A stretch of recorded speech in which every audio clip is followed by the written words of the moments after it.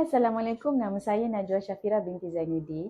Jadi pada hari ini saya nak cakap sikit sebenarnya academic reflection dengan tajuk peranan social media dalam konteks pendidikan. Okey, bagi saya, social media ni mempunyai impak yang besar dalam education dan dia boleh jadi medium untuk kita menyampaikan maklumat. Okey.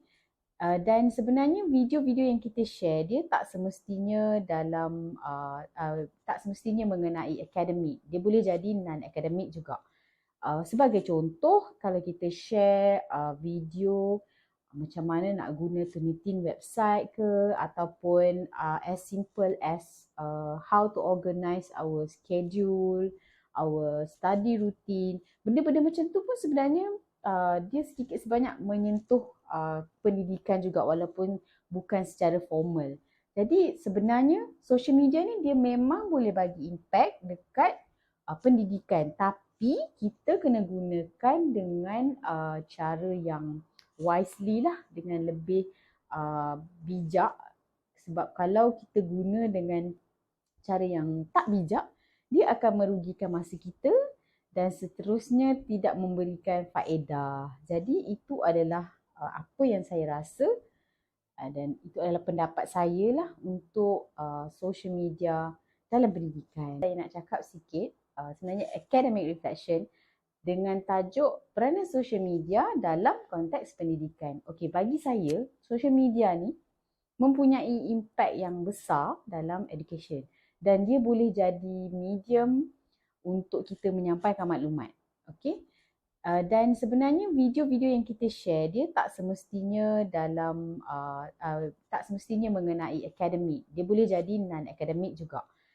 Sebagai contoh, kalau kita share video macam mana nak guna Turnitin website ke ataupun as simple as how to organize our schedule, our study routine. Benda-benda macam tu pun sebenarnya dia sedikit sebanyak menyentuh pendidikan juga walaupun bukan secara formal.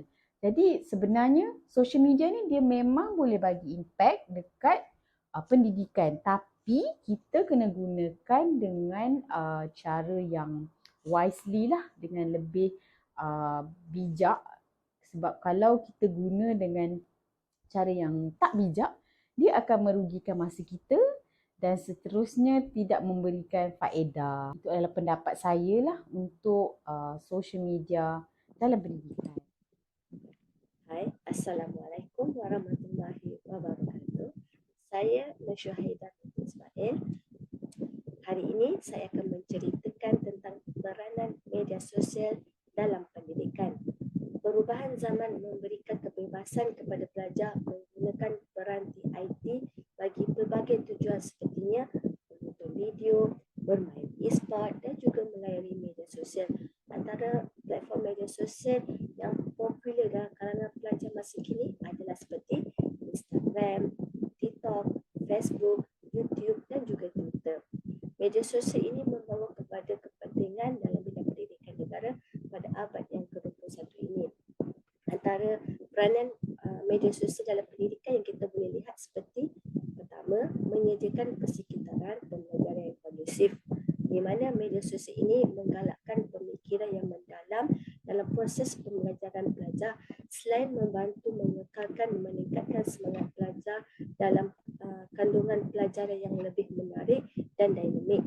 Yang kedua, meningkatkan sistem pembelajaran sosial di mana media sosial ini berfaedah kepada pelajar kerana ia mampu memberi penambahan pengetahuan kepada pelajar selain dapat bertukar pandangan, cadangan serta berkongsi ilmu, di mana ilmu tanpa sepadan yang terkandung dalam media sosial perlu dimanfaatkan sebaik-baik mungkin di kalangan pelajar untuk menjadikan pelajar itu lebih bermaklumat dan juga bijak. Yang ketiga, media sosial juga ini memberikan peluang kepada membina keyakinan diri, di mana melalui keyakinan diri ini dapat diluahkan melalui perkongsian percakapan, dapat berkongsi muzik, kemahiran peribadi dan juga membina keyakinan untuk membina karakter seseorang. Yang keempat, media sosial ini juga memberikan kenalan baru, di mana memberikan ruang yang luas kepada pelajar berinteraksi dan mendapat kenalan yang baru. Interaksi sosial ini penting kerana remaja terlampau mengongkong emosi tersebut, menjadikan pergerakan itu terhad. Pengurusan emosi itu penting diberikan perhatian bagi mengelakkan tekanan mental yang boleh mendorong remaja melakukan perkara-perkara yang tidak sihat. Oleh itu, media sosial merupakan satu medium yang sangat berguna dan boleh memberikan banyak kelebihan dalam pendidikan. Walau bagaimanapun, kelebihan tersebut haruslah digunakan secara berhati-hati agar tidak menyalahgunakan ke arah yang tidak berguna. Sekian itu daripada saya. Terima kasih.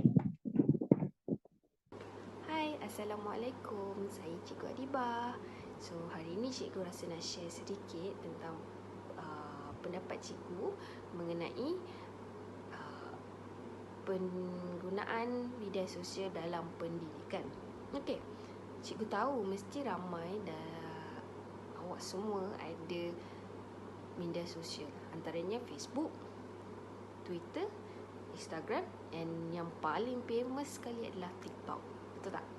So, penggunaan media sosial ni dia ada pro and con. So, ada kelebihan dan keburukan. Salah satu kebaikannya adalah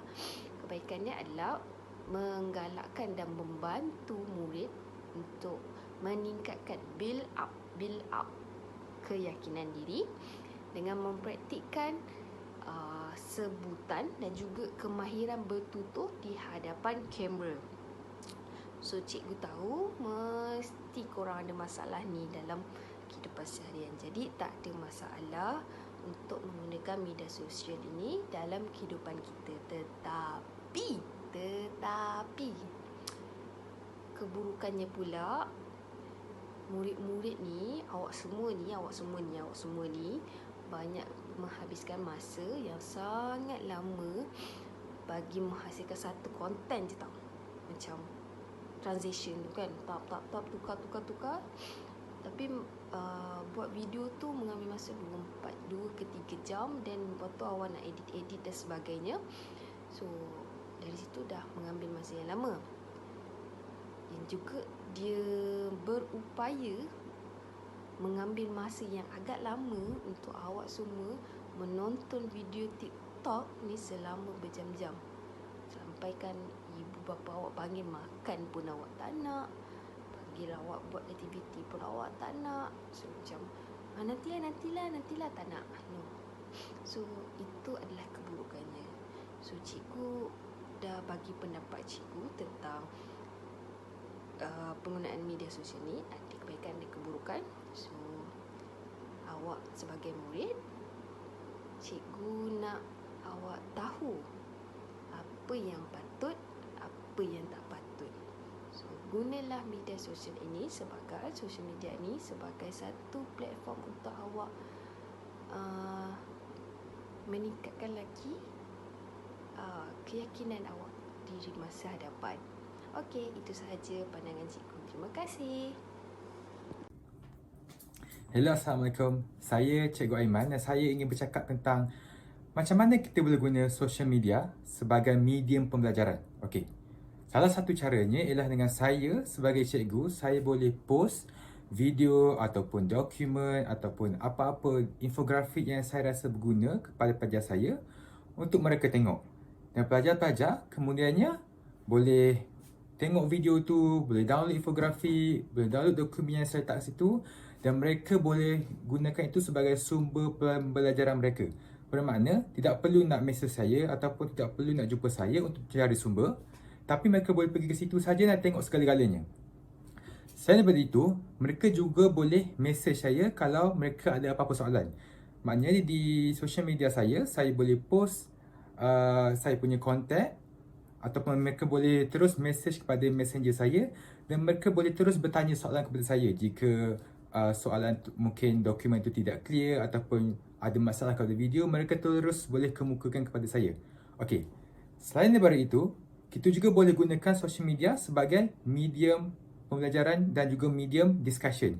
Bermakna saya boleh post sebarang soalan atau sebarang perbincangan yang saya ingin letakkan, dan mereka boleh komen di bawah post tersebut dan mereka boleh kemukakan mereka punya pandangan, dan saya juga boleh reply kepada pandangan mereka dan kita boleh sedikit berhujah di situ supaya kita boleh berdiscussion dengan lebih senang. Dan juga ini membuatkan pelajar lebih rasa berminat untuk belajar kerana mereka dapat menajarkan fikiran mereka dan juga mereka juga mendapat respon daripada guru.